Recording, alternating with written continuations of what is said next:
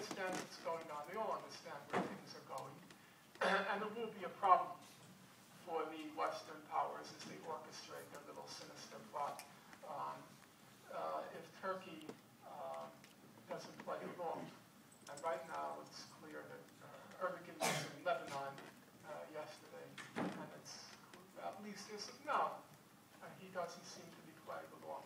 On the other hand, the Israelis are aware of that, and so this was probably the smartest guy in foreign affairs is this guy named Shlomo Avineri. Some of you may know him as writing the books on Marx and Hegel. He's a very smart guy. And a couple of days ago, he wrote in Haaretz. He said, we have to be careful with Turkey. Let's not make any missteps. He said, okay, we won't apologize to them. That's unacceptable. That's the minimum demand of the Turks. But he said, maybe we'll give compensation, a suggestion, a magnanimous gesture, $200,000 compensation for each of the passengers killed. And he said, maybe that will wean the Turks away. I think they want to bring Turkey out before they go in for the kill.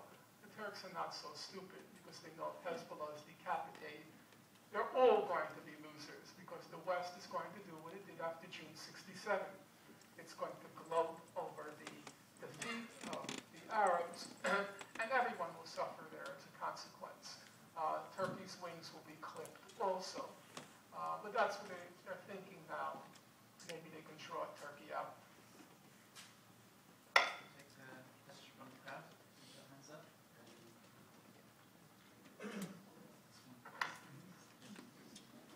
Just a quick question. I mean, the Israelis have power, have money, they control the media, they have great lobbies virtually all over the world. How do you fight that? Well, as I say, I'm not going to pretend to what's not. There are excellent reasons to be pessimistic. That's true. There are. But I think there are equal number of reasons to be optimistic. And then you have to choose whether to run with the pessimism and do nothing, or run with the optimism and hope that something might come of it. Yes, they have power. Yes, they have money. Yes, they're ruthless. And I don't mean just the Israelis, I mean all of them. Yes, they are. They're filthy, frankly. But we have weapons too. And I don't think our weapons are they're not so meager.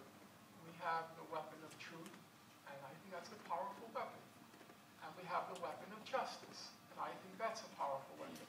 We have to learn how to wield those weapons. We have to refine those weapons. But if we work with those weapons, we have real possibilities. We can reach into mainstream public opinion. It isn't easy, but I think it's possible.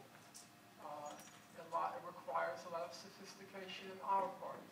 But I'm not so hopeless about that. And you named all those things, the power, the money, the lobby. But remember, and it's not just rhetoric, it's a fact, that after what happened in the Mavi Marmara, it did shake up the international community out of their complacency. It is true, we have to be honest, they wouldn't have been so shaken up were it not for the fact that Turkey didn't play along. When Mr. Nasrallah gave his speech right after the attack on the Mavi Marmara, he said, the one thing the Israelis didn't expect, he says, I know they didn't expect Turkey's reaction. And it was Turkey that kind of forced the hand. But it was also the Mavi Marmara. And I think if 700 people can do that, if we get our act together, students are showing that they wield some power in the current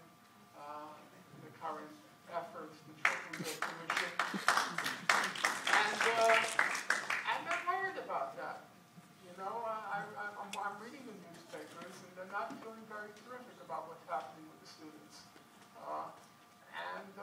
That tells us we have some power. Whether it will be sufficient, I don't know.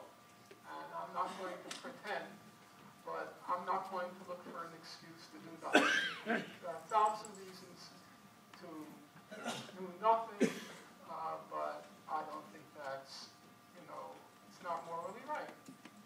Because the basic truth is, I'm here and they're there, just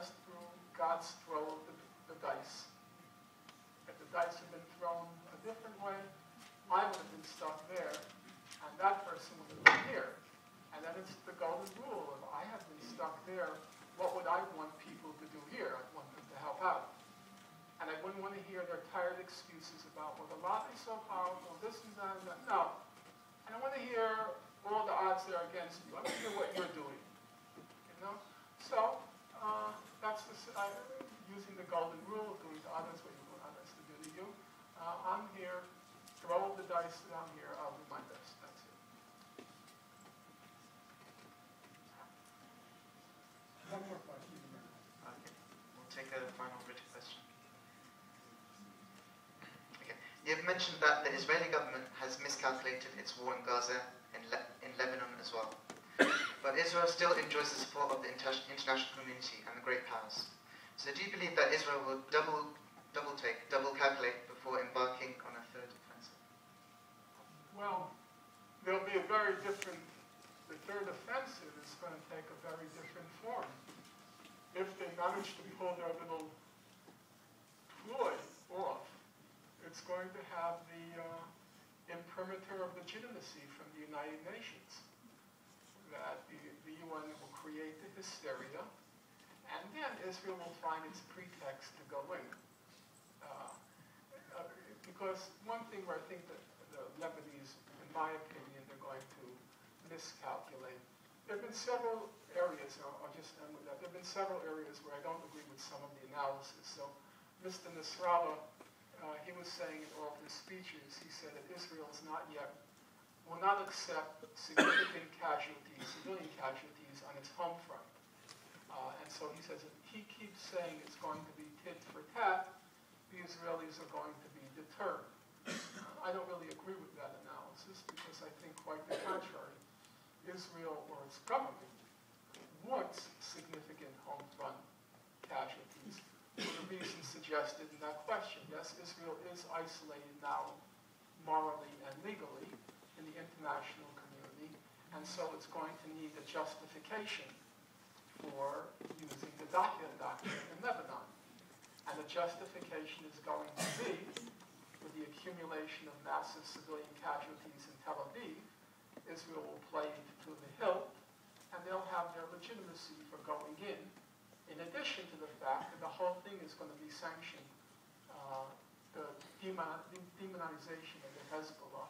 It's just going to be a repeat for those of us who remember Saddam Hitler, and then, Milosevic Hitler, and now it's going to be Nasrallah Hitler, and they're going to talk about how he blew up the Argentinian synagogue, and how he did this, that, and the other. And then the whole hysteria will then allow for Israel, which will discover a pretext. And the Israelis already have their pretext. Anyone who reads the Israeli newspapers, they're already saying, what are we going to do if Hezbollah carries out a coup in Lebanon? Well, Hezbollah never talked about carrying out a coup, but they're creating the groundwork so that they could say in the future, we have to go into Lebanon because we have secret information that they were about to carry out a coup. Exactly what they did in 1967.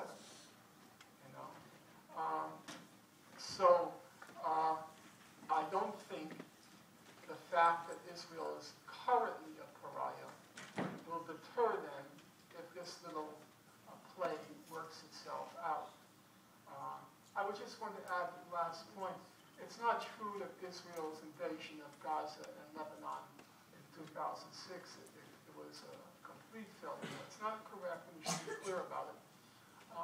Number one, in Lebanon, after the devastation that Israel inflicted, Nasrallah was very careful about staying out of the 2008-2009 assault on Gaza, because he knew full well if Hezbollah in any way found itself, Israel was going to level Lebanon again, and the whole population would turn against Hezbollah.